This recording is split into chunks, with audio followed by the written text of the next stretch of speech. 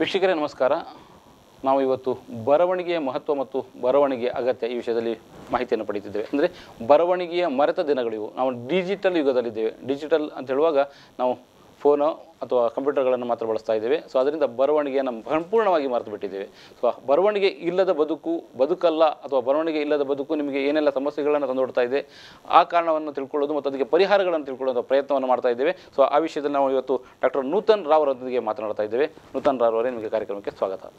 So ನಾನು ಆರಂಭದಲ್ಲಿ ಬರವಣಿಗೆ ಬಗ್ಗೆ, ಅಂದರೆ ಬರವಣಿಗೆ ಯಾಕೆ ಅಗತ್ಯ ಇದೆ ಅಂದರೆ ಮೂಲಭೂತ ಪ್ರಶ್ನೆ ನಮ್ಮದು. ಏನು ಹೇಳ್ತಾರೆ? ಕೈ ಬರಹ ಇವಾಗ ನಶಿಸುತ್ತಿರುವ ಕಲೆ ಅಂತ ಹೇಳ್ತಾರೆ. ಬಟ್ ಬರಹ ಯಾಕೆ ಬೇಕು ಅಂದರೆ, ನಿಮಗೆ ಕ್ಲಾಸ್ ಟೀಚರು ಅಂದರೆ ಸಣ್ಣ ಕ್ಲಾಸಲ್ಲಿರುವಾಗ ಇಡೀ ಕ್ಲಾಸಿಗೆ ಒಂದೇ ಥರ ಹೇಳ್ಕೊಟ್ಟಿರ್ತಾರೆ ಕೈ ಬರಹ, ಆದರೆ ಯಾರದೇ ಅಕ್ಷರ ಒಂದೇ ಥರ ಇರೋದಿಲ್ಲ. ಯಾಕಂದರೆ ಅವರವರ ಸ್ವಭಾವದ ಥರನೇ ಅವರ ಬರವಣಿಗೆ ಇರ್ತದೆ. ಈಗ ಬರಹ ಆ ಸ್ವಭಾವದ ಹಾಗೆ ಇರುವಾಗ ಅವರ ಸ್ವಭಾವ ಬದಲಾಯಿಸಿದರೆ ಬರವಣಿಗೆ ಚೇಂಜ್ ಆಗ್ತದೆ, ಬದಲಾಗ್ತದೆ. ಅದೇ ಥರ ಬರವಣಿಗೆ ಬದಲಾಯಿಸಿದರೆ ಸ್ವಭಾವ ಬದಲಾಯಿಸ್ತದೆ. ಒಂದಕ್ಕೊಂದು ಇದು ಪೂರಕವಾಗಿದೆ, ಡಿಪೆಂಡ್ ಆಗಿದೆ ಅಂತ. ಹೌದು. ಅಷ್ಟು ಮಾತ್ರ ಅಲ್ಲದೆ ಬರೆಯೋದು ಅಂದರೆ ಅದರಲ್ಲಿ 3 ಅಂದರೆ ವಿಜುವಲ್, ಕಿನೆಸ್ಥೆಟಿಕ್, ಆಡಿಟರಿ ಅಂದರೆ ನೋಡೋದು ದೃಶ್ಯ, ಆಮೇಲೆ ಬಾಯಿಯಿಂದ ಪ್ರನೌನ್ಸ್ ಮಾಡೋದು. ಮೊದಲಿನ ಕಾಲದಲ್ಲಿ ಅಕ್ಷರ ತಿದ್ದಿಸ್ತಿದ್ರಲ್ಲ ಅಂತ ಆ ಥರ, ಸೊ ಹೇಳೋದು, ಆಮೇಲೆ ಕೈಯಲ್ಲಿ ಬರೆಯೋದು, ಅದು ಕಿನೆಸ್ಥೆಟಿಕ್, ಸೊ ಸ್ಪರ್ಶ. ಸೊ 3 ಕೂಡ ಅದರಲ್ಲಿ ಉಪಯೋಗ ಆಗ್ತದೆ. ಈಗ ನಾವು ಓದೋದಂದರೆ ಬರೇ ಕಣ್ಣಲ್ಲಿ ಆ ಥರ. ಸೊ ಇದರಲ್ಲಿ 3 ಬರೋದ್ರಿಂದ ಮೆದುಳಲ್ಲಿ 3 ಇದು ಡೆವಲಪ್ ಆಗಿ ನಮಗೆ ಬೇಗ ಅರ್ಥ ಆಗ್ತದೆ ಯಾವುದು ಓದ್ತೀವೋ. ಮೊದಲಿನ ಕಾಲದಲ್ಲಿ ಹೇಳ್ತಿದ್ರಲ್ಲ, ನೀವು ಬರೆದು ಕಲಿಯಿರಿ ಅಂತ. 1 ಸಲ ಬರೆಯೋದು 10 ಸಲ ಓದೋದಕ್ಕೆ ಸಮ. ಅದು ಇನ್ನೊಂದು ವಿಚಾರ ಏನಂದರೆ, ಈ ಬೆರಳಿನ ತುದಿ ಇದೆ ಅಲ್ವಾ, ಇದು ನಮ್ಮ ಮೆದುಳಿಗಿರುವ ಸ್ವಿಚ್ ಪಾಯಿಂಟ್. ಅಂದರೆ ಈಗ ಲೈಟ್ ಇಲ್ಲಿ ಇರ್ತದೆ, ಅದಕ್ಕೆ ಸ್ವಿಚ್ ಎಲ್ಲೋ ಇರ್ತದೆ. ಸೊ ಅದೇ ಥರ ನಮ್ಮ ಬ್ರೈನ್, ಮೆದುಳು ಇಲ್ಲಿ ಓಪನ್ ಮಾಡಿ ಏನು ಹಾಕ್ಲಿಕ್ಕೆ ಆಗೋದಿಲ್ಲ. ಸೊ ಅದಕ್ಕಿರೋ ಸ್ವಿಚ್ ಪಾಯಿಂಟ್ ಈ ಬೆರಳ ತುದಿ, ಅಂದರೆ ಆಕ್ಯುಪ್ರೆಷರ್ ಪಾಯಿಂಟಲ್ಲಿ ಇದು ಬ್ರೈನ್ ಪಾಯಿಂಟ್. ಇದನ್ನು ಒತ್ತಿದ್ರೆ ಇದು ಸ್ವಿಚ್ ಆನ್ ಆಗ್ತದೆ. ಅಂದರೆ ನೀವು ಬರೆಯುವಾಗ ಬ್ರೈನ್ ಸ್ವಿಚ್ ಆನ್ ಆಗಿರ್ತದೆ. ಸೊ ನೀವು ಬರೆದಿದ್ದು ತಲೆ ಹೆಚ್ಚಾಗ್ತದೆ. ಅಷ್ಟು ಮಾತ್ರ ಅಲ್ಲ, ಇದು ಆಕ್ಟಿವೇಟ್ ಮಾಡೋದ್ರಿಂದ ಬ್ರೈನು ಅದು ಆರೋಗ್ಯಕ್ಕೂ ಹೆಲ್ಪ್ ಆಗ್ತದೆ. ಯಾಕಂದರೆ ಬ್ರೈನ್ ಯಾವತ್ತೂ ಸಮಸ್ಥಿತಿಯಲ್ಲಿ ಇರೋದು. ಈಗ ನೀವು ಬರಹಗಾರರನ್ನು ನೋಡಿ, ತುಂಬ ವರ್ಷ ಬದುಕಿರ್ತಾರೆ ಅವರು. ಈಗ ಯಾರು ಕಯ್ಯಾರ ಕಿಂಜಣ್ಣರೈ 102 ವರ್ಷ, ವೆಂಕಟ ಸುಬ್ಬಯ್ಯನವರು ಇನ್ನೂ ಅಂದರೆ 105 ವರ್ಷ. ಅದೇ ಥರ ಖುಷ್ವಂತ್ ಸಿಂಗ್ ಅವರಿಗೆ ಎಲ್ಲ ದುರಭ್ಯಾಸಗಳಿದ್ರು, 99 ವರ್ಷ ಇದ್ರು. ಬೇರೆಯವರು ನೀವು ನೋಡಿ ಎಲ್ಲ 80ರ ಮೇಲೆ, ಮಾಸ್ತಿ, ಕುವೆಂಪು ಎಲ್ಲರೂ ತುಂಬ ವರ್ಷ ದೀರ್ಘಾಯುಷಿಗಳು. ಹಾಗೆ ಅವರಿಗೆ ಈಗ ಆಲ್ಝೈಮರ್ಸ್, ಪಾರ್ಕಿನ್ಸನ್ಸ್, ಡಿಮೆನ್ಷಿಯಾ ಆ ಥರ ಕಾಯಿಲೆಗಳು ಕಾಣಿಸೋದಿಲ್ಲ. ಯಾಕಂದರೆ ಅವರು ಬ್ರೈನನ್ನು ಆಕ್ಟಿವೇಟ್ ಮಾಡ್ತಾ ಇರ್ತಾರೆ ಬರೆಯೋದ್ರಿಂದ. ಸೊ ಇದು ನೀವು ಅಂದ್ಕೊಳ್ಬೋದು, ಈಗ ಬರದವರಿಗೆ, ಇಲಿಟ್ರೇಟ್ ಪೀಪಲ್ ಅಂದರೆ ಅನಕ್ಷರಸ್ಥರಿಗೆ ಯಾವ ಥರ, ಅವರು ಕೂಡ ಈ ಪಾಯಿಂಟನ್ನು ಆಕ್ಟಿವೇಟ್ ಮಾಡ್ತಾರೆ. ಈಗ ರಂಗೋಲಿ ಇರ್ಬೋದು, ಕ್ರೋಶ, ನಿಟ್ಟಿಂಗ್, ಸಿಪ್ಪೆ ತೆಗೆಯೋದು, ಜಪಮಾಲೆ ತಿರುಗಿಸೋದು, ಈ ಬತ್ತಿ ಮಾಡೋರೆಲ್ಲ ಯಾವಾಗಲೂ ತುಂಬ ಹೆಲ್ದಿಯಾಗಿ ಇರ್ತಾರೆ. ಸೊ ಈ ಪಾಯಿಂಟ್ ಹೌದು. ಆದ್ರೆ ಯಂಗ್ ಏಜ್ ಅಲ್ಲಿ ಆ ಕೆಲಸ ಯಾರು, ಜಪಮಾಲೆ ಯಾರು ತಿರುಗಿಸೋದಿಲ್ಲ, ರಂಗೋಲಿ ಈಗ ಯಾರು ಹಾಕೋದಿಲ್ಲ ಈ ತರ. ಸೊ ಅದಕ್ಕೆ ಬರಹ ತುಂಬಾ ಇಂಪಾರ್ಟೆಂಟ್. ಈಗ ದೇವರ ನಾಮವನ್ನೇ ಬರೀರಿ, ಕೋಟಿ ಸಲ ರಾಮನಾಮ. ಅದು ರಾಮನಾಮ ಅಥವಾ ಯಾವುದೋ ಹನುಮನಾಮ ಅಥವಾ ಬೇರೆ ಏನೋ ಇಂಥದ್ದು ಬರೆಸುವುದರ ಹಿಂದಿನ ಉದ್ದೇಶ ಕೂಡ ಇದಾಗಿರಬಹುದು. ಮೆದುಳು ಸಕ್ರಿಯವಾಗಿರೋದಕ್ಕೆ. ಓಕೆ, ನೀವು ಗ್ರಾಫಾಲಜಿ ಅಂತ ಹೇಳ್ತಾ ಇದ್ರಿ. ನಾವು ಈ ಗ್ರಾಫಾಲಜಿ ಅಂತ ಕೇವಲ ಬರವಣಿಗೆ ಮಾತ್ರ ಸೀಮಿತವೋ ಅಥವಾ ಇದರ ವಿಶೇಷತೆ ಏನು ಅಂತ? ಈ ಗ್ರಾಫಾಲಜಿ ಅನ್ನೋದು ಅದು ಒಂದು ದೊಡ್ಡ ಸಬ್ಜೆಕ್ಟ್. ಅಂದರೆ ಈಗ ಬಯಾಲಜಿ ಇದ್ದಂಗೆ ಇದು ಗ್ರಾಫಾಲಜಿ. ಅದರಲ್ಲಿ ಹ್ಯಾಂಡ್ ರೈಟಿಂಗ್ ಎನಾಲಿಸಿಸ್ ಅಂದರೆ ಕೈ ಬರಹ ವಿಶ್ಲೇಷಣೆ ಕೂಡ ಒಂದು ಪಾರ್ಟು. ಇನ್ನು ಥೆರಪಿ ಅಂದರೆ ಗ್ರಾಫೋಥೆರಪಿ ಅಂತ ಹೇಳ್ತಾರೆ. ಕೈ ಬರಹ ಬದಲಾವಣೆ, ಈಗ ಸಿಗ್ನೇಚರ್ ಬದಲಾಯಿಸಿ ಪರ್ಸನಾಲಿಟಿ ಚೇಂಜ್ ಆಯಿತು, ಅವರ ಲೈಫ್ ಚೇಂಜ್ ಆಯಿತು ಹೇಳ್ತಾರಲ್ಲ, ಆ ಥರ ಬದಲಾವಣೆ ಕೂಡ ಒಂದು. ಇನ್ನೊಂದು ಫಾರೆನ್ಸಿಕ್ ಅಂದರೆ ಈಗ ಫೋರ್ಜರಿ ಎಲ್ಲ ಇರ್ತದಲ್ಲ, ಅದನ್ನು ಕಂಡುಹಿಡಿಯೋದು. ಈಗ ವಿಲ್ ಸೈನ್ ಹಾಕಿದ್ದು ಇವರ ಚೆಕ್ ಸೈನು, ಅದು ಕೂಡ ಅದರದೇ ಪಾರ್ಟ್. ಸೊ ಇದೆಲ್ಲ ಗ್ರಾಫಾಲಜಿಯ ಕೆಳಗೆ ಬರ್ತದೆ. ಸೊ ಒಂದು ಹ್ಯಾಂಡ್ ರೈಟಿಂಗ್ ಎನಾಲಿಸಿಸ್ ಅಂದರೆ ನಿಮ್ಮ ಕೈ ಬರಹ ನೋಡಿ ಅದನ್ನು ವಿಶ್ಲೇಷಿಸೋದು. 300ಕ್ಕಿಂತನೂ ಹೆಚ್ಚು ವ್ಯಕ್ತಿತ್ವ ಅವರ ಅಂದರೆ ಸ್ವಭಾವದ ಬಗ್ಗೆ ಅಲ್ಲಿ ನಿಮ್ಮ ಬರವಣಿಗೆ ಮೂಲಕ ಹೇಳ್ಬೋದು. ಹೌದು, ಕಂಡುಹಿಡಿಬಹುದು. ಇದು ಆರೋಗ್ಯದ ಬಗ್ಗೆ ಹೌದು, ಆರೋಗ್ಯದ ಬಗ್ಗೆ ಇತ್ತೀಚೆಗೆ ಅದು ಡೆವಲಪ್ ಆಗ್ತಿರೋದು.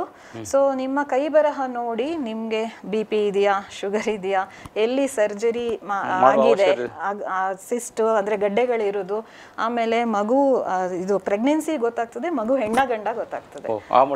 ಅಷ್ಟು ಡೆವಲಪ್ ಆಗಿದೆ ಹ್ಯಾಂಡ್ ರೈಟಿಂಗ್. ಇಷ್ಟೆಲ್ಲ ಹೇಳಿದ ನಂತರ ನಮಗೆ ನಿಮ್ಮ ಬಗ್ಗೆ ತಿಳ್ಕೊಳ್ಬೇಕು ಅಂತ ಅನಿಸ್ತಾ ಇದೆ. ಅಂದ್ರೆ ನೀವು ಯಾಕೆ ಈ ಗ್ರಫಾಲಜಿ ಅಂತ ಒಂದು ಅಂದ್ರೆ ನಾವು ಡಾಕ್ಟರ್ ಅಂತ ಹೇಳುವಾಗ MBBS ಅಥವಾ ಬೇರೆ ಅಂದ್ರೆ ಕಣ್ಣು ಕಿವಿ ಇಂಥದ್ರ ಬಗ್ಗೆ ಮಾತ್ರ ಯೋಚನೆ ಮಾಡಿದ್ದೇವೆ. ಸೊ ಇಲ್ಲಿ ಡಾಕ್ಟರ್ ಅಂತ ಹೇಳುವಾಗ ನೀವು ನಮಗೆ ಈಗ ಇವತ್ತು ಕಾಣ್ತಾರೆ ಡಿಫ್ರೆಂಟ್ ಆಗಿ ಗ್ರಫಾಲಜಿ ಅಥವಾ ಬರವಣಿಗೆ ಬಗ್ಗೆ. ಸೊ ಅಂದ್ರೆ ನಿಮಗೆ ಈ ವಿಷಯದಲ್ಲಿ ಇಂಟ್ರೆಸ್ಟ್ ಆಗಿ ಬಂತು, ಹೇಗೆ ಇದರಲ್ಲಿ ಮುಂದುವರೆದ್ರಿ ಅಂತ? ಓಕೆ, ಸೊ ಆಕ್ಚುಲಿ ನಾನು ಇದೇ ಊರಿನವಳು, ಅಂದ್ರೆ ಬಂಟ್ವಾಳ ಹತ್ತಿರ ಒಂದು ಹಳ್ಳಿಯಿಂದ. ಇಲ್ಲಿ ಮಂಗಳೂರಿನ ಕೆನರಾ ಹೈಸ್ಕೂಲು, ಕೆನರಾ ಕಾಲೇಜು ನನ್ನ ವಿದ್ಯಾಭ್ಯಾಸ. ಆಮೇಲೆ ಕೆನರಾ ಕಾಲೇಜ್, ಕೆನರಾ ಬ್ಯಾಂಕ್ ಅಲ್ಲಿ ಕೆಲಸ ಸಿಕ್ಕಿತ್ತು ನನಗೆ. ಅದರಲ್ಲಿ ಬ್ಯಾಂಕಲ್ಲಿ ಕೆಲಸ ಅಂದ್ರೆ ಮೊದಲು ಬ್ಯಾಂಕ್ ಅಲ್ಲಿ ಕೆಲಸದಲ್ಲಿ ಡಾಕ್ಟರ್ ಆಗೋದ್ರಿಂದ ಮೊದಲು ಅಕೌಂಟ್ ಸೆಕ್ಷನ್ ಅಲ್ಲಿ ಇದ್ರಿ? ಹೌದು, commerce, back ground commerce. So ಅದು ಮದುವೆ ಆದ ನಂತರ ಕೆಲಸ ಬಿಡಬೇಕಾಯ್ತು, ಬಿಕಾಸ್ ಅದು ನಾನು ಸ್ವಿಟ್ಜರ್ಲ್ಯಾಂಡಿಗೆ ಹೋಗಬೇಕಾಯ್ತು. ಬಟ್ ಆಮೇಲೆ ನನ್ನ ಮಗ ಹುಟ್ಟಿದ ಮೇಲೆ ಅವನಿಗೆ 6 ವರ್ಷ ಇದ್ದಾಗ ಅವನು ಪೆನ್ಸಿಲನ್ನು 4 ಬೆರಳಲ್ಲಿ ಹಿಡಿತಾ ಇದ್ದ. ಸೊ ಇನಿಷಿಯಲ್ ಬರವಣಿಗೆಗೆ ಅದು ಅವನ ಸ್ಪೀಡಿಗೆ ಅಫೆಕ್ಟ್ ಆಗುತ್ತಲ್ಲ, ವೇಗ. ಅದಕ್ಕೆ ಕ್ಲಾಸಿಗೆ ಹಾಕಿದೆ ಅವನಿಗೆ ಅದನ್ನು ಬದಲಾಯಿಸೋದು. ಅದು ಅವನಿಗೆ ಎಷ್ಟು ಸಹಾಯ ಮಾಡಿತು ಅಂದರೆ ಅಲ್ಲಿಂದ ಈಗ ಅವನಿಗೆ 20 ವರ್ಷ, 6 ವರ್ಷದಿಂದ 20 ವರ್ಷ ಇಲ್ಲಿವರೆಗೆ ಮ್ಯಾಥ್ಸ್ ಆ್ಯಂಡ್ ಸೈನ್ಸ್ ಒಲಿಂಪಿಯಾಡಲ್ಲಿ ಗೋಲ್ಡ್ ಮೆಡಲ್ ಅವನಿಗೆ ಸಿಕ್ಕಿದೆ. ಆಸ್ಟ್ರೇಲಿಯನ್ ಬೋರ್ಡ್ ಅಸೆಟ್ ಎಕ್ಸಾಮಲ್ಲಿ all India level rank. Okay, ಆಮೇಲೆ ಅಬ್ದುಲ್ ಕಲಾಂ ಇನ್ಸ್ಪೈರ್ ಅವಾರ್ಡ್ ಸಿಕ್ಕಿದೆ. ಅಂದರೆ ನೀವು ಎಲ್ಲಿಯಾದರೂ ಹೊರಗಡೆ ಹೋದಾಗ ಮಿಸ್ ಕಾಲ್ ಕಳಿಸಿದ್ರೆ ಪೆಟ್ ಬೌಲಿಗೆ ಫುಡ್ ಬೀಳ್ತದೆ, ಆ ಮೆಷಿನ್ ಕಂಡು ಹಿಡ್ಕಿದ್ದಾನೆ. ಆಮೇಲೆ 12 ವರ್ಷ ಇದ್ದಾಗ 8th ಸ್ಟ್ಯಾಂಡರ್ಡಲ್ಲಿ ಇದ್ದಾಗ ನಾಸಾಗೆ ಒಬ್ಬನೇ ಹೋಗಿ ಬಂದಿದ್ದಾನೆ. ಅದು ಎಂಡಿವರ್ ಶಟಲ್ ಲಾಂಚ್ ಇದೆ.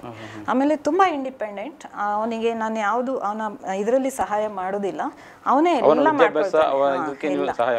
ಈಗ ಅವನಿಗೆ ಅವನು IIT JEE ಕೂಡ ಕ್ಲಿಯರ್ ಮಾಡಿದ್ದ. ಆಮೇಲೆ ನೀಟ್ ಎಕ್ಸಾಮಲ್ಲಿ 667 ರ್ಯಾಂಕ್. ಬಟ್ ಗೋಲ್ ಕ್ಲಿಯರ್ ಇದೆ, ಅವನು ಮೆಡಿಕಲ್ ಇಂಜಿನಿಯರಿಂಗ್ ಇಲ್ಲ, ನಾನು ಸೈಂಟಿಸ್ಟ್ ಆಗಬೇಕು ಅಂತ. ಸೊ ಅದಕ್ಕೆ ಬೇಕಾಗಿದ್ದ ನನಗೆ ಅವನ ಕಡೆ ಯಾವ ಬರ್ಡನ್ ಇಲ್ಲ. ಓನ್ಲಿ ಏನಂದ್ರೆ ಅವನಿಗೆ ಅಕ್ಷರ ಈ ತರ ಇರಬೇಕು, ದಿನ ಬರೆಯುವುದು. ಈ ಕೆಲವು ಬರವಣಿಗೆ ಇದೆ, ಇದು ಕಾನ್ಸಂಟ್ರೇಷನ್ ಅಂದ್ರೆ ಏಕಾಗ್ರತೆಗೆ, ಇದು ಎನರ್ಜಿಗೆ, ಅದನ್ನ ಮಾತ್ರ ನಾನು ನೋಡ್ಕೊಳ್ತೇನೆ. ನೀವು ಏನು ಮಾಡ್ತಾ ಇಲ್ಲ ಅಂತ ಹೇಳ್ತೀರಿ, ನೀವು ಬಹಳಷ್ಟು ಮಾಡ್ತಾ ಇದ್ದೀರಿ. ಅಂದ್ರೆ ಅಲ್ಲಿ ಏನು ಹೇಗೆ ಬರೆದ್ರೆ ನಿನ್ನ ಏಕಾಗ್ರತೆ ಇರ್ತದೆ, ಅದು ಏಕಾಗ್ರತೆ ಇದ್ರೆ ಅವನು ಮುಂದುವರಿಲಿಕ್ಕೆ ಬೇರೆ ಏನು ಮಾಡಬೇಕಾದ ಅವಶ್ಯಕತೆ ಇಲ್ಲ. ಅದು ಒಂದನ್ನು ಮಾಡಿದ್ರೆ ಸಾಕು. ನಮಗೆ ಬೇರೆ ನಿಮ್ಮ ಮಗನ ಬಗ್ಗೆ ಹೇಳುವುದರ ಮೂಲಕ ಬಹಳಷ್ಟು ಮಾಹಿತಿಯನ್ನು ನಮಗೆ ಇಲ್ಲಿ ಕೊಡ್ತಾ ಇದ್ದೀರಿ. ಓಕೆ, ಇನ್ನು ನಿಮ್ಮ ಅನುಭವದಲ್ಲಿ ಮಗನ ವಿಷಯವನ್ನು ಹೇಳಿದ್ರಿ, ಇದರ ಜೊತೆಯಲ್ಲಿ ನಿಮ್ಮ ಅನುಭವದಲ್ಲಿ ಹೇಳೋದಾದ್ರೆ ಅಂದ್ರೆ ನಾನು ಏನೋ ಬದಲಾವಣೆ ಮಾಡಿಬಿಟ್ಟೆ ಬರವಣಿಗೆ ಕಾರಣದಿಂದಾಗಿ ಅಂತ ಹೇಳಲಿಕ್ಕೆ ಸಾಧ್ಯ ಇದೆಯಾ ಏನು? ಹೌದು, ಅಂದ್ರೆ ಅದ್ ನಾನು ಯಾಕೆ ಮಗನ್ ಹೇಳಿದೆ ಅಂದ್ರೆ ಅಲ್ಲಿಂದ ಶುರುವಾಗಿದ್ದು. ಅವನದ್ದು ನೋಡಿದ ಮೇಲೆ ನಾನು ಇದನ್ನ ನೋಡುವ, ಇದು ಏನು ಸೈನ್ಸು, ಯಾವ ವಿಜ್ಞಾನ ಅಂತ ಅದನ್ನ ಕಲ್ತು ಅದನ್ನ ಮುಂದುವರ್ಸ್ಕೊಂಡು ಹೋದೆ. ಬೆಂಗಳೂರಿನ Saint John's Medical College hospital ಇದೆ ಅಲ್ವಾ, ಅಲ್ಲಿ ರಿಸರ್ಚ್ ಅಂದ್ರೆ ಪೇಷಂಟ್ಸ್ ಹ್ಯಾಂಡ್ ರೈಟಿಂಗ್ ಸ್ಯಾಂಪಲ್ ತಗೊಂಡು ಅದನ್ನ ಅನಲೈಸ್ ಮಾಡಿ ಈ ಕಾಯಿಲೆ ಅಂದ್ರೆ ಒಂದೊಂದು ಡಿಪಾರ್ಟ್ಮೆಂಟ್ ಇಂದ ಒಂದಿಷ್ಟಿಷ್ಟು ಅಂತ ಸ್ಯಾಂಪಲ್ಸ್. ಈಗ ಫಾರ್ ಎಕ್ಸಾಂಪಲ್ ಅಲ್ಲಿ ಕಿಡ್ನಿ ಫೇಲ್ಯೂರ್, ಅದು ಡಯಾಲಿಸಿಸ್ ಇರ್ತದಲ್ಲ, ನೆಫ್ರಾಲಜಿ, ಆ ಡಿಪಾರ್ಟ್ಮೆಂಟ್ ಇಂದ 100 ಸ್ಯಾಂಪಲ್ ತಗೊಂಡೆ. ಅದರಲ್ಲಿ ಏನಂದ್ರೆ 90ಕ್ಕಿಂತನೂ ಜಾಸ್ತಿ ಜನಕ್ಕೆ ಫಿಯರ್ ಆಫ್ ಡೆತ್, ಸಾವಿನ ಭಯ ಇತ್ತು. ಅಂದ್ರೆ ಅವರು ಎಲ್ಲೂ ಮಾರ್ಜಿನ್ ಬಿಟ್ಟಿರ್ಲಿಲ್ಲ ಒಂದು ಸ್ವಲ್ಪ ಕೂಡ. ಅದು ಈ ಅಂದ್ರೆ ಅನಾಲಿಸಿಸ್ ಪ್ರಕಾರ ಅದು ಸಾವಿನ ಭಯ. ಅದರಲ್ಲಿ ಒಬ್ಬನಿಗೆ ಸರ್ಜರಿ ಟ್ರಾನ್ಸ್ಪ್ಲಾಂಟೇಶನ್ ಆದ ಮೇಲೆ ತನ್ನಷ್ಟಕ್ಕೆ ಮಾರ್ಜಿನ್ ಬಂತು. ಅಂದ್ರೆ ಆ ಭಯ ಹೋದಾಗ ಇಲ್ಲಿ ಬದಲಾವಣೆ ಆಯ್ತು. ಆತರ ನಾನೇನು ಅವನಿಗೆ ಹೇಳಿ ಅಲ್ಲ. ಸೊ ಇಲ್ಲಿ ಬರವಣಿಗೆಯ ಬದಲಾವಣೆ ನೀವಾಗಿ ನೀವು ಮಾಡ್ಕೊಂಡ್ರು, ಅದು ತಾನಾಗಿ ತಾನು ಬಂದ್ರು ಕೂಡ ನಿಮ್ಮ ಜೀವನದಲ್ಲಿ ಅದು ಬದಲಾವಣೆ ತಂದು ಕೊಡ್ತದೆ ಅಂತ. ಓಕೆ, ನಾವು ಇದು ಉದಾಹರಣೆ ಬಗ್ಗೆ ಮಾತಾಡ್ತೇನೆ. ಅದಕ್ಕಿಂತ ನಮ್ಮ ಮೊದಲ ಪ್ರಶ್ನೆ ಇದಕ್ಕಿಂತ ಮೊದಲು ಕೇಳಿದ್ದೆ, ಹೇಗೆ ಅಂದ್ರೆ ನೀವು ಮಗನಿಂದ ಮಾಡಿ ಕೊಟ್ರಿ, ಆದ್ರೆ ನೀವು ಇಲ್ಲಿ ಕಲಿಬೇಕು ಅನ್ನುವಂತ ವಿಷಯ ಬಂದಾಗ ಹೇಗೆ, ಮತ್ತೆ ಅದು ಯಾವ ಹಂತದಲ್ಲಿ ಹೋಗಿ ಕಲ್ತ್ರಿ, ಏನೆಲ್ಲ ಕಲ್ತ್ರಿ ಅಂತ? ಅಂದ್ರೆ ಅವನು ಕಲ್ತು ಸ್ವಲ್ಪ ಸಮಯದಲ್ಲೇ ನಾನು ಅದನ್ನ ಕಲೀಲಿಕ್ಕೆ ಶುರು ಮಾಡಿದೆ. ಮಕ್ಕಳಿಗೆ ಥೆರಪಿ ಮಾತ್ರ ಇರ್ತದೆ, ದೊಡ್ಡವರಿಗೆ ಏನಂದ್ರೆ ಅನಾಲಿಸಿಸ್ ಕಲಿಬೇಕಾಗ್ತದೆ. ಈಗ ಒಬ್ಬರ ಬರಹ ನೋಡಿ ಅದರಲ್ಲಿ ಯಾವ ತರ ಇದೆ, ಅವರ ಸ್ವಭಾವ ಏನು ಎಲ್ಲ ಕಂಡು ಹಿಡ್ಕೋದು. ಅದು ತುಂಬ ಅಂದರೆ ನಮಗೆ ದಿನನಿತ್ಯ ಜೀವನದಲ್ಲೂ ಅಗತ್ಯ ಇರ್ತದೆ. ಈಗ ಒಬ್ಬರು ಡ್ರೈವರನ್ನು ಹೈರ್ ಮಾಡಬೇಕಾದ್ರೂ ಕೂಡ ಅವರ ಬರವಣಿಗೆ ತಗೊಂಡು ನಂಬೌದಾ ಇಲ್ವಾ, ಟ್ರಸ್ಟ್ ವರ್ದಿನೆಸ್. ಇವಾಗ ಈಗ ಸ್ಕೂಲು ಎಲ್ಲ ಕಡೆ ಆ ರೇಪ್ ಕೇಸ್ ನೋಡ್ತೀವಲ್ಲ, ನಮಗೆ ಅದು ಕೂಡ ಗೊತ್ತಾಗ್ತದೆ ಅದರಲ್ಲಿ. ಸೊ ಆ ಥರ ಫೈಂಡ್ ಔಟ್ ಮಾಡಿ ಅವರ ಬಗ್ಗೆ ತಿಳಿದು, ಅಂದರೆ ಈಗ ಬೇರೆ ಸೈಕೋಮೆಟ್ರಿಕ್ ಟೆಸ್ಟಲ್ಲಿ ಅವರ ಎಬಿಲಿಟಿ ಗೊತ್ತಾಗ್ತದೆ, ಅಂದರೆ ಎಷ್ಟು ಕೇಪಬಲ್ ಅಂತ. ದೊಡ್ಡ ಸಂಸ್ಥೆಗಳು ತಗೊಳ್ಳುವಾಗ ನಾವು ಇಂಟರ್ವ್ಯೂ ಮಾಡಬಹುದು, ಅವನ ಹತ್ರ ಮಾತಾಡೋದಕ್ಕೆ ಮೊದಲು ಅವನ ಬರವಣಿಗೆ ನೋಡಿಬಿಟ್ರೆ ಅವನ ಇಂಟರ್ವ್ಯೂ ಕರಿಬೇಕು ಬೇಡ ಅಂತ ಡಿಸಿಷನ್ ತಗೊಳ್ಬಹುದು ಅಂತ. ಅಂದರೆ ಕೇಪಬಿಲಿಟಿ ಅಲ್ಲಿ ಗೊತ್ತಾಗ್ತದೆ, ಬಟ್ ಹ್ಯಾಂಡ್ ರೈಟಿಂಗಲ್ಲಿ ಅವರದ್ದು ಇಂಟೆಗ್ರಿಟಿ, ಅಂದರೆ ಎಷ್ಟು ಅವರು ಲಾಯಲ್ ಆಗಿ ಇರ್ತಾರೆ ಇದು ಅದೆಲ್ಲ ಗೊತ್ತಾಗ್ತದೆ. ಅದು ಬೇರೆ ಟೆಸ್ಟಲ್ಲಿ ಗೊತ್ತಾಗೋದಿಲ್ಲ. ನಾವು ಕಂಪನಿಗೂ ರಿಕ್ರೂಟ್ಮೆಂಟಿಗೆ ಸಹಾಯ ಮಾಡ್ತೇವೆ ಅವರಿಗೆ, ಇದು ಕೂಡ ಇದೆ ನಮ್ಮ ಇದರಲ್ಲಿ. ಓಕೆ, ಅಲ್ಲ ನಾನು ಅಂದ್ರೆ ಈಗ ಇದಕ್ಕೆ ಬೇಕಾದ ಸಪರೇಟ್ ಕೋರ್ಸ್ ಅಥವಾ ಏನಾದರೂ ಇದೆಯಾ, ಅದು ಹೇಗೆ ನೀವು ಕಲ್ತದ್ದು ಏನೆಲ್ಲ ಅಂತ ನಾನು. ಹೌದು, ಅಂದರೆ ಇದು ಆ್ಯಕ್ಚುಲಿ ಇದು ಶುರುವಾಗಿದ್ದು ಇಂಡಿಯಾದಿಂದನೇ, ಅಂದರೆ ದಕ್ಷಿಣ ಭಾರತದಿಂದ ಈ ಶುರುವಾಗಿ ಅದು ಚೈನಾಗೆ ಹೋಗಿ ಗ್ರೀಸು ರೋಮನ್ನು ಆಗಿ ಅಲ್ಲಿನ ಲಿಪಿ ಇದಲ್ವಾ, ಲ್ಯಾಟಿನ್ ಸ್ಕ್ರಿಪ್ಟ್, ಅಲ್ಲಿ ಎಲ್ಲರೂ ಸ್ಟಡಿ ಮಾಡಿ ಅದನ್ನ ಫಸ್ಟ್ ಬುಕ್ಕು 1660 ಬಂದಿದೆ. ಈಗ ಏನಾಗಿದೆ, ಅಲ್ಲಿಂದ ನಮ್ಗೆ ಬಂದಿದೆ. ಇಲ್ಲಿ ಯಾರು ಅದನ್ನ ಪುಸ್ತಕ ಮಾಡೋದಿಲ್ಲ, ಅಂದ್ರೆ ಬಾಯಿಂದ ಬಾಯಿಗೆ ಇರ್ತದೆ, ಅದಕ್ಕೆ ದಾಖಲೆ ಮಾಡಿ ಇಡುದಿಲ್ಲ. ಇಲ್ಲಿ ನಮ್ಗೆ ಸಿಗುವ ದಾಖಲೆ ಅಂದ್ರೆ ಶಿವಾಜಿಯ ಗುರು ಸಂತ ಸಮರ್ಥ ರಾಮದಾಸ್ ಅವರು ಅವನಿಗೆ ಅವನ ಬರವಣಿಗೆಯಲ್ಲಿ ಬದಲಾವಣೆ ಹೇಳಿ ಅವನಿಗೆ ಸ್ಟ್ರೆಂತ್ ಬರುವ ತರ ಮಾಡಿದ್ದು, ಅದು ದಾಖಲೆ ಇದೆ. ಇದು ಬಿಟ್ರೆ ನಾವು ಕಲ್ತಿದ್ದು ಆಕ್ಚುಲಿ ಇದು ಅಮೆರಿಕದಿಂದ ನಮ್ಗೆ ಬಂದಿದ್ದು, ಅಂದ್ರೆ ಇಂಗ್ಲಿಷ್ ಮೇಲೆ ಇರೋದು, ನಮ್ಮ ವರ್ನಾಕ್ಯುಲರ್ ಲ್ಯಾಂಗ್ವೇಜ್ ಮೇಲೆ ಇಲ್ಲ. ಇಲ್ಲಿ ನಾವು ಬೇಕಿದ್ರೆ ಅವ್ರಿಗೆ ಪೆನ್ ಹಿಡಿಯೋದು, ಮಾರ್ಜಿನ್ ಅದೆಲ್ಲ ಮಾಡ್ಬೋದು, ಬಟ್ ಅಕ್ಷರ ಸ್ಟ್ರೋಕ್ ಇದೆ ಅಲ್ವಾ, ಅದು ಇಂಗ್ಲಿಷ್ ಭಾಷೆ ಮೇಲೆ ಈಗ ಇರುವ ಸದ್ಯದ ಇದು ಅಲ್ಲಿಂದ. ಸೊ ನಾನು ಅದರಲ್ಲಿ ಬೇರೆ ಬೇರೆ ಲೆವೆಲ್ ಇದೆ, ಬೇಸಿಕ್ಕು, ನೆಕ್ಸ್ಟ್ ಸರ್ಟಿಫಿಕೇಷನ್ನು, ಆಮೇಲೆ ಈ ಹೆಲ್ತ್ ಬಗ್ಗೆ. ಸೊ ಆ 3 ಲೆವೆಲ್ ಮಾಡಿ ರಿಸರ್ಚ್ ಥರ ಮಾಡಿ ನಾನು ಡಾಕ್ಟ್ರೇಟ್, ಅಂದರೆ ನಾನು ಡಾಕ್ಟರ್ ಅಂದ್ರೆ ನನ್ನ background commerce, so medical doctor ಅಲ್ಲ, ಡಾಕ್ಟ್ರೇಟ್ ಡಾಕ್ಟರ್. ಸೊ ಅದನ್ನು ಮಾಡಿಕೊಂಡಿದ್ದು ರಿಸರ್ಚ್ ಇದು ಮಾಡಿ. ಬರವಣಿಗೆ ನಮ್ಮ ಜೀವನವನ್ನು ಸುಧಾರಿಸಬಹುದು, ಬರವಣಿಗೆಯಿಂದ ನಮ್ಮ ಆರೋಗ್ಯವನ್ನು ಸುಧಾರಿಸಬಹುದು. ಈ ವಿಷಯದಲ್ಲಿ ನಾವು ಹೆಚ್ಚಿನ ಮಾಹಿತಿಯನ್ನು ಪಡಿತಾ ಇದ್ದೇವೆ ಡಾಕ್ಟರ್ ನೂತನ್ ರಾವ್ ಅವರಿಂದ. ಅದಕ್ಕಿಂತ ಮೊದಲು ಒಂದು ಸಣ್ಣ ವಿರಾಮ.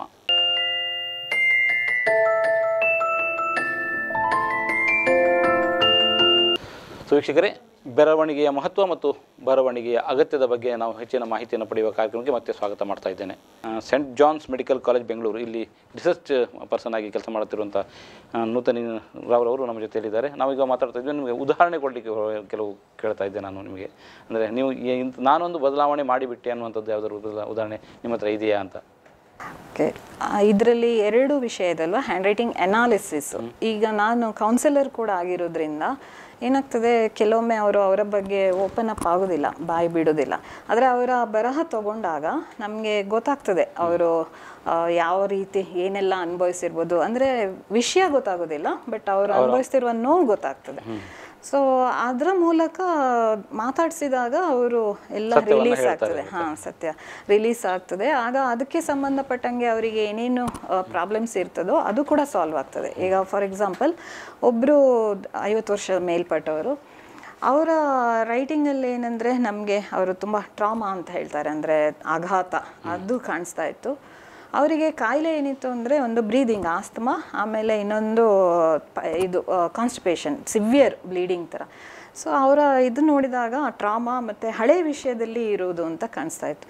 ಅದನ್ನು ಕೇಳಿದಾಗ ಅವರು ಅಳ್ಲಿಕ್ಕೆ ಶುರು ಮಾಡಿ ಹೇಳಿದರು. ಅವರು 14 ವರ್ಷ, ಅಂದರೆ ಚಿಕ್ಕವರು ಇರ್ತಾ ಆಟ ಆಡ್ತಾ, ಅಂದರೆ ಜಗಳದಲ್ಲಿ ಅವರ ಫ್ರೆಂಡನ್ನು ಬಾವಿಗೆ ತಳ್ಳಿಬಿಟ್ಟಿದ್ದಾರೆ.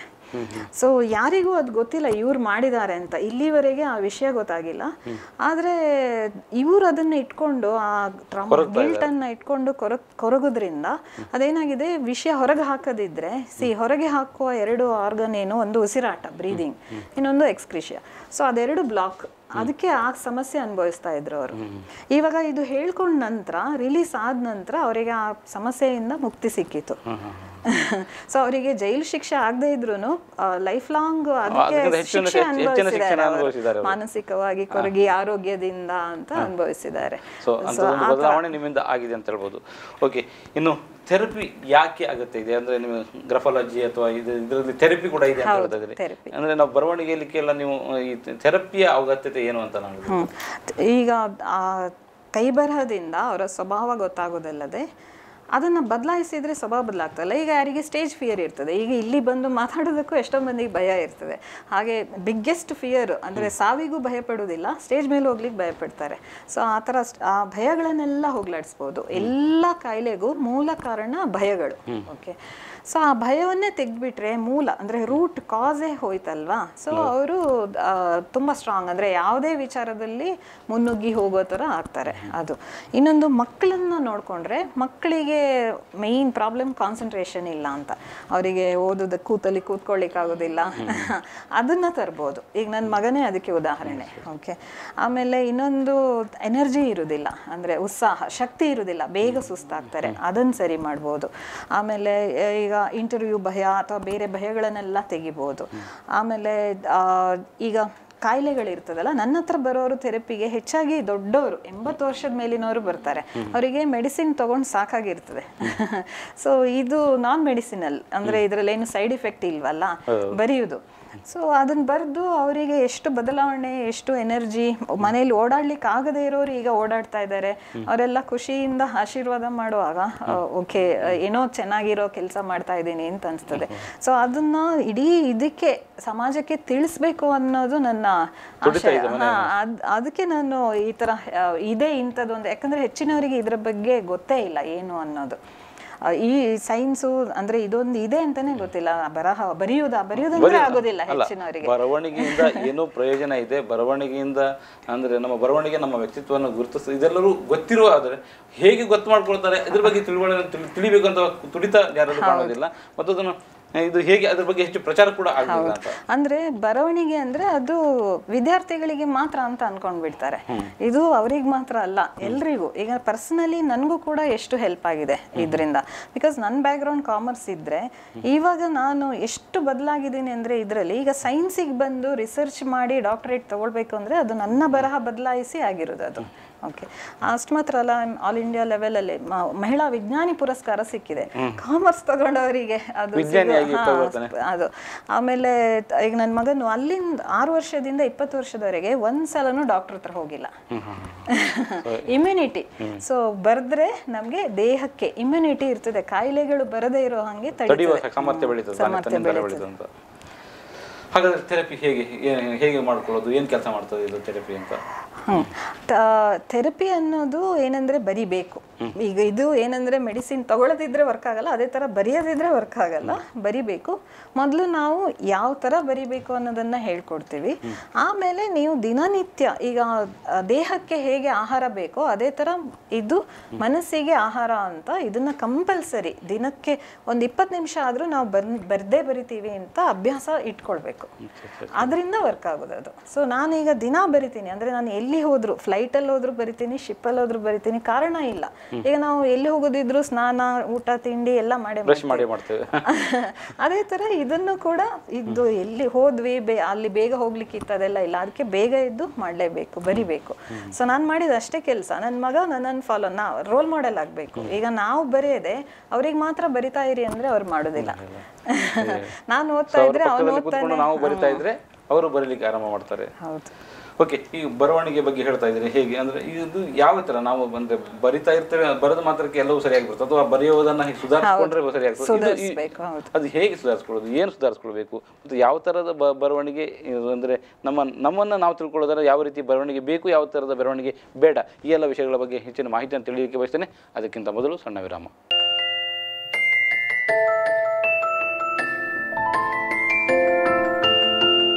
ಸೊ ವೀಕ್ಷಕರೇ, ಬರವಣಿಗೆಯ ಮಹತ್ವ ಮತ್ತು ಬರವಣಿಗೆಯ ಅಗತ್ಯದ ಬಗ್ಗೆ ನಾವು ಹೆಚ್ಚಿನ ಮಾಹಿತಿಯನ್ನು ಪಡೆಯುವ ಕಾರ್ಯಕ್ರಮಕ್ಕೆ ಮತ್ತೆ ಸ್ವಾಗತ ಮಾಡ್ತಾ ಇದ್ದೇನೆ. ನಾವಿಲ್ಲಿ ನೀವಂದರೆ ಬರವಣಿಗೆ ಸುಧಾರಿಸಿಕೊಂಡ್ರೆ ಆರೋಗ್ಯ ಸುಧಾರಿಸ್ತದೆ, ಬರವಣಿಗೆ ಸುಧಾರಿಸಿದ್ರೆ ನಮ್ಮ ಮನಸ್ಥಿತಿ ಸುಧಾರಿಸ್ತದೆ ಅಂತ ಹೇಳ್ತಾ ಇದ್ದೀರಿ. ಬಟ್ ನಾವು ಬರವಣಿಗೆ ಅಂದರೆ ನೀವು ಇಷ್ಟೆಲ್ಲ ಹೇಳಿದ ಬಳಿಕವೂ ನಮಗೆ ಒಂದು ಸಂಶಯ ಇರ್ತದೆ, ಬರವಣಿಗೆ ಸುಧಾರಿಸಿಕೊಳ್ಳೋದು ಹೇಗೆ, ಬರೆಯುವುದು ಹೇಗೆ ಅನ್ನುವಂಥದ್ದು, ಅಥವಾ ನಮ್ಮ ಬರವಣಿಗೆ ಈಗ ಹೇಗಿದೆ, ಇದು ಕೂಡ ನಮಗೆ ತಿಳಿಬೇಕಾಗುತ್ತೆ. ಸೊ ಇಷ್ಟು ಬಗ್ಗೆ ನಮಗೆ ಮಾಹಿತಿ ಬೇಕು. ಬರವಣಿಗೆ ಅಂದರೆ ಬರೀ ಅಕ್ಷರ ಅಲ್ಲ, ಅದರಲ್ಲಿ ಬರೆಯುವ ರೀತಿ, ಪೆನ್ ಅಥವಾ ಪೆನ್ಸಿಲ್ ಹಿಡಿಯುವ ರೀತಿ, ನಾವು ಕೂತ್ಕೊಳ್ಳೋದು ಹೇಗೆ ಕೂತ್ಕೊಳ್ಬೇಕು, ಇದು ಬುಕ್ಕು ಅಥವಾ ಇದು ಎಷ್ಟು ಟಿಲ್ಟ್ ಆಗಿರಬೇಕು, ಈಗ ಹೀಗೆ ಮಲ್ಕೊಂಡು ಬರೀತಾರೆ, ಯಾವುದು ಸರಿ ಅಲ್ಲ, ಆಮೇಲೆ ಕಲರ್ ಆಫ್ ದಿ ಇಂಕ್ ಯಾವ್ದು ಪ್ರಿಫರ್ ಮಾಡಬೇಕು, ಅದೆಲ್ಲ ಅದರಲ್ಲಿ ಒಳಗೊಂಡಿದೆ. ಈಗ ಮಾರ್ಜಿನ್ ಇರ್ತದೆ, ಅದನ್ನು ಬಿಟ್ಟು ದೂರ ಬರೀತಾರೆ. ಆಲ್ರೆಡಿ ಮಾರ್ಜಿನ್ ಯಾರೋ ಹಾಕಿರೋದು, ಅದು ರೂಲ್ ತರ. ಅದು ಬಿಟ್ಟು ದೂರ ಬರೆಯೋದ್ರ ಅರ್ಥ ನಾನು ಬೇರೆಯವ್ರು ಹಾಕಿದ ರೂಲ್ ಫಾಲೋ ಮಾಡೋದಿಲ್ಲ ಅಂತ. ಸೊ ಫಸ್ಟ್ ಮಕ್ಕಳನ್ನ ಮಾರ್ಜಿನ್ ಪಕ್ಕದಲ್ಲಿ ಬರ್ಸ್ಲಿಕ್ಕೆ ಶುರು ಮಾಡಿದ್ರೆ ನೀವು ಹೇಳಿದಾಗೆ ಕೇಳಲಿಕ್ಕೆ ಶುರು ಮಾಡ್ತಾರೆ. ಇಲ್ದಿದ್ರೆ ರೆಬೆಲಿಯಸ್ ಅವರು, ಕೇಳೋದಿಲ್ಲ ಅಂತ, ನಾನು ನೀವು ಹೇಳಿದ್ ಕೇಳೋದಿಲ್ಲ ಅಂತ. ಆ ಥರ ಪ್ರತಿಯೊಂದು, ಈಗ ಪೆನ್ ಹಿಡಿಯೋದು ಕೂಡ, ಈಗ ಈ ಬೆರಳು ಅಂದ್ರೆ ಸೆಲ್ಫ್ ಎಸ್ಟೀಮ್, ನಾನು ಅನ್ನೋದು. ಈ ಬೆರಳು ತೋರ್ ಬೆರಳು ಎಲ್ಲರೂ ಸೊ ಈಗ ಪೆನ್ ಹಿಡಿಬೇಕಾದ್ರೆ ಆ ತೋರ್ ಬೆರಳು ಮುಂದೆ ಬಂದ್ರೆ ಶುರು, ಅದು ಬೇರೆಯವ್ರ ಮೇಲೆ ದೂರ ಹಾಕ್ಲಿಕ್ಕೆ ಶುರು ಮಾಡ್ತಾರೆ. ನಾನಲ್ಲ, ಅವರು ನಮ್ಮಪ್ಪ ಆಗ ಮಾಡ್ಬೇಕಾಗಿತ್ತು, ಮಾಡಿಲ್ಲ, ಓದಿಸ್ಲಿಲ್ಲ, ಅದು ಏನಾದ್ರೂ ಒಂದು ಕಾರಣ, ನನ್ನ ಫೇಲ್ಯೂರಿಗೆ ಬೇರೆಯವ್ರ ಮೇಲೆ ದೂರ ಹಾಕೋದು. ಸೊ ಈಗ ಇದನ್ನ ಮುಂದೆ ತಂದು, ಹೆಬ್ಬೆರಳನ್ನ ಮುಂದೆ ತಂದು ತೋರ್ ಬೆರಳನ್ನ ಹಿಂದೆ, ಇದು ಉದ್ದ ಇರುವುದು ಫಾಲ್ಸ್ ಈಗೋ, ದುರಹಂಕಾರ ಇರ್ತದೆ, ಅದನ್ನ ಕ್ರಶ್ ಮಾಡ್ಬೇಕು. ಆ ತರ ಹಿಡಿದು ಬರೆಯುವುದು ಅಭ್ಯಾಸ ಮಾಡ್ಕೊಂಡ್ರೆ ಅವರ ಸ್ವಭಾವದಲ್ಲೂ ಅದೇ ಬದಲಾವಣೆ ಆಗ್ತದೆ. ಓಕೆ, ಅದೇ ತರ ಪೆನ್ನನ್ನ ಎಲ್ಲೆಲ್ಲೋ ಹಿಡ್ಕೊಳ್ಳೋದ್ರಿಂದ ಅದು ಕೂಡ ಆರೋಗ್ಯದ ಮೇಲೆ ಅಫೆಕ್ಟ್. ಇಲ್ಲಿಗೆ ತಾಗಿಸ್ಲೇಬಾರ್ದು, ಈ ತುದಿಗೆ, ಅದು ಹೌದು, ಬುಡಕ್ಕೆ ತಾಗಿಸ್ಲೇಬಾರ್ದು. ಸೊ ಅದೆಲ್ಲದಕ್ಕೆ ಬರೋ ಅಭ್ಯಾಸ ಇದೆ. ಅಂದ್ರೆ ಮಕ್ಕಳನ್ನ ಫಸ್ಟಿಗೆ ಪೆನ್ನು ಪೆನ್ಸಿಲ್ ಎಲ್ಲ ಕೊಟ್ಟು ಇದು ಮಾಡೋದಲ್ಲ, ಫಸ್ಟ್ ಈ ಮಸಲ್ಸ್ ಡೆವಲಪ್ ಆಗಬೇಕು ಇಲ್ಲಿ. ಸೊ ಈ ತರ ಹಿಡಿದು ಇದನ್ನ ಹಿಂದೆ ಮುಂದೆ ಮಾಡುವ ಅಭ್ಯಾಸ ಫಸ್ಟ್ ಮಾಡಿಸಿ, 1 ವಾರ ಅಥವಾ 1 ತಿಂಗಳು ಇಲ್ಲಿ ಡೆವಲಪ್ ಆದ್ಮೇಲೆ ಆಮೇಲೆ ಕಡ್ಡಿ ಪೆನ್ನು ಪೆನ್ಸಿಲ್ ಕೊಟ್ಟು ಅದೇ ತರ ಹಿಂದೆ ಮುಂದೆ ಇದೆಲ್ಲ ಕ್ಲೋಸ್ ಆಗಿರ್ಬೇಕು. ಇದನ್ನ ಹಿಂದೆ ಮುಂದೆ ಮಾಡಿ ಅದನ್ನ ಪ್ರಾಕ್ಟೀಸ್ ಮಾಡಿ, ಆಮೇಲೆ ಇದು ಇಟ್ಕೊಂಡು ಬರೀ ಡಾಟ್ ಹಾಕೋದು. ಡಾಟ್ ಅಂದ್ರೆ ಏಕಾಗ್ರತೆ, ಕಾನ್ಸಂಟ್ರೇಷನ್. ಸೊ ಅದನ್ನ ಅಭ್ಯಾಸ ಮಾಡಿಸಿ ಅದ್ರ ನಂತರ ಈ ಬೆರಳು ಸೇರಿಸಿ ಬರೆಯೋದು ಶುರು ಮಾಡ್ಬೇಕು. ಈಗ ನಮ್ಗೆ ಬೇರೆ ಅಭ್ಯಾಸ ಇದ್ರು ಅಥವಾ ಇನ್ನೊಂದು ಕೈಯಲ್ಲಿ ಶುರು ಮಾಡ್ಬೇಕಂದ್ರೂ ಇದೇ ಎಕ್ಸಸೈಸ್, ಬಿಗಿನಿಂಗ್ ಇದೆ. ಸೊ ಇಲ್ಲಿಂದ ಶುರು ಆಗೋದು, ಎಲ್ಲಿ ಹೇಗೆ ಶುರು ಮಾಡಬೇಕು, ಎಲ್ಲಿ ಎಂಡ್ ಮಾಡಬೇಕು. ಈಗ ಕರ್ಸಿವ್ ರೈಟಿಂಗ್ ಇದೆ ಕಂಟಿನ್ಯೂಸ್, ಅದು ಒಳ್ಳೇದಾ, ಪ್ರಿಂಟ್ ರೈಟಿಂಗ್ ಒಳ್ಳೇದಾ, ಆ ಥರ.